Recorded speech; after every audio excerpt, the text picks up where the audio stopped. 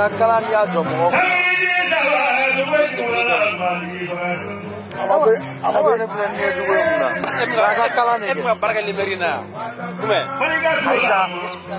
Ana nakalan no tempo. Anda me nakalan po. Gaso mapo. Este para la. Ni mai ni se.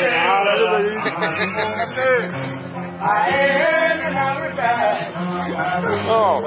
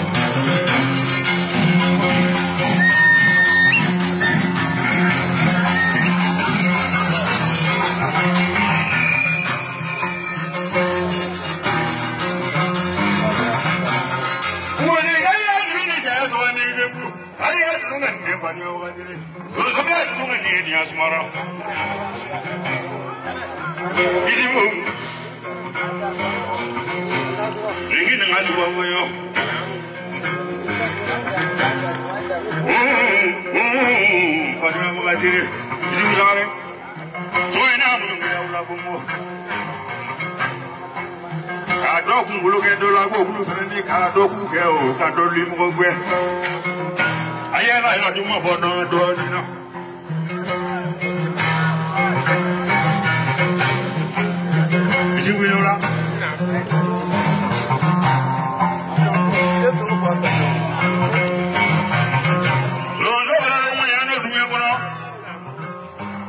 I'm a medical review. Never wrote a wheel. I'm showing the ruling for a one.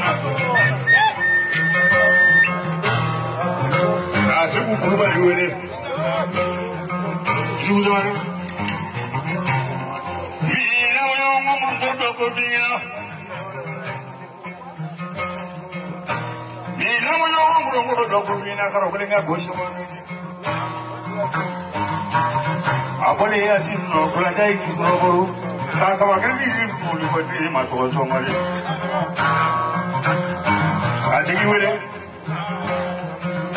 amadu jige da daga sabu na fora dalla kala dai ni mula amadu jige wele la dasu mu zare ado ko to ro mo wele ka se wa ya mani fana wele ka bo se ku ka na ma wele Isi busangare, kata ilu orang ini kata belang mana. Isi beli ni kalau beli tola lah serba dulu lah. Ni muda sudah deh. Mula kita malam mana dua esen deh. Bodoh baru deh. Ina ni suruh dia sunna, obat ni guna. Cakap pura-pura. Ni kakek tu sudah ni kalau bulan musim. Bulan lagi ni semua deh. Semua dia. Oh, tu jadi program on dia buat. Ni kau tu mana dia biasa jadi ni cuma meh. So come and hang him, when I be through there, so I'm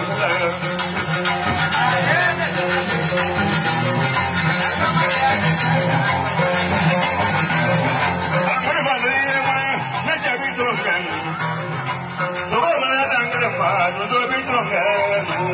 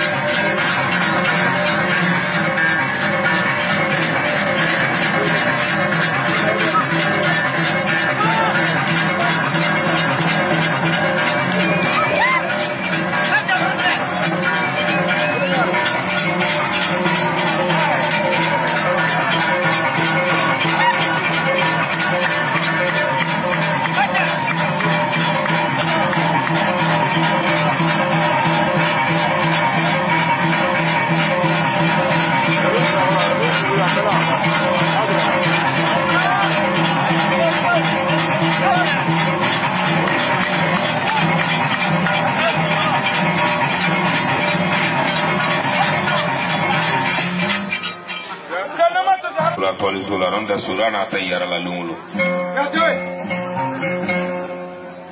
sangare ji su sangare nagli bala festival ye san konon tore ke tile sabato lungela bara madin ki madu ni kono kai padu ni kono na yele maleka fama ko padu katla ka foko festival be ke be kanglema o san konon to o tile sababa o tile sima ke nani suko komana ne kondrumena jigi ablon mo jugola semairi beti araki mali beti jebengana beti isu madiri folo ka fo ko nini nyona nini te nyona dosu yaro ayi oti aramade ala mo gomna li woni gele ma aramade no yera setu ka ki fe woni gele ma sangare iguntala le antana ko majanya ba se nyona nyoro dan ta kulo ngoro lari kifu yemi ka ido ta aliflo non de mobile de le ka beni koro ka ko kada ka boya kwa tinisa mabbe ko amaro kwa mabbe ajina wala fara ko koro me ibara na sora na mase ka kota ni jusangare o jira o soro fara ka kogolo tu ngoro jira ko kata se dona so ko faga marfata kwa ulama no ko sarati la ini ngote nya koi ma hajido kale baina wole na boya yate solo ko so min kadi Sugumi kadiye binin kone ka kama flam na ko ka kama fladi barka amanya gani no yanin ka to kunu kasi biye sele